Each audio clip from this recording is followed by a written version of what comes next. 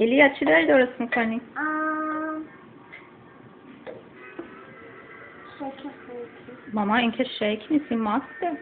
ماست فروتی. ماست فروتی؟ ماست میوه‌ای. به به به. ماست میوه‌ای. خب این الان یه اسکوپ ماست ریختی اون تو؟ من دارم میکنم. داری میکنی؟ به به به. عجب ماست سفتیه. ماستش باید سفت باشه که وقتی با میوه قاطی میشه خیلی شلوول نشه. آره؟ حرفم میزنی برامون ماما؟ نه. چرا نه؟ خب خیلی ها شاید نفهمن تو این کارای سختی که میکنی چیه.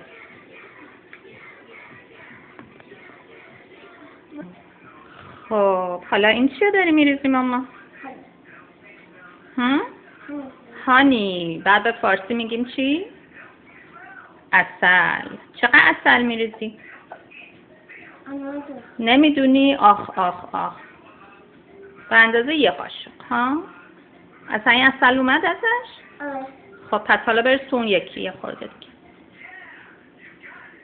آها آفرین. خب یه خورده هم بریز تو سوم.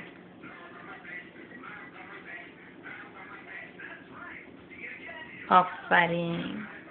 هم تو من.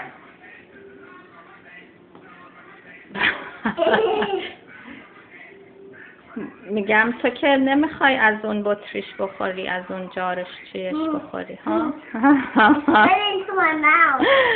خب من میگم حالا بقیه برنامه رو تموم بکن بعداً عسل بخور. میخوای یه خورده بزن سر انگشتت بخور. It's too hard. عجب شف شکمویی. حالا اینا رو میریزیم توش.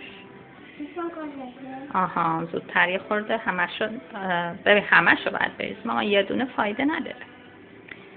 آره میخوای با کاسه بریز. آفرین.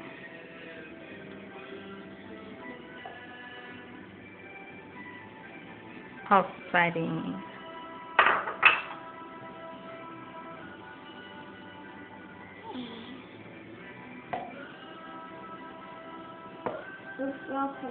اشکالی نداره. فوتش بکنیم؟ نه اونجا تمیزه، من اونجا رو تمیز کردم. خب اون توت فرنگی هاشم بریز مامان جون. بیا.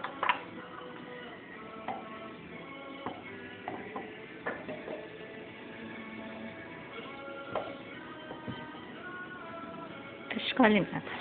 به به عجب فوتی. خب This is strawberry. Strawberries are my favorite kind of fruit. جدی؟ خیلی.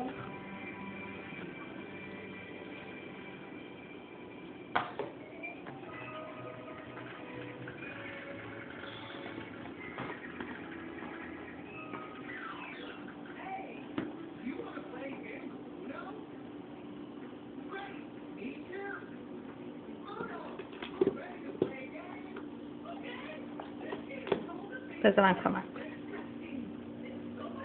ببینم مامان چی میکنی؟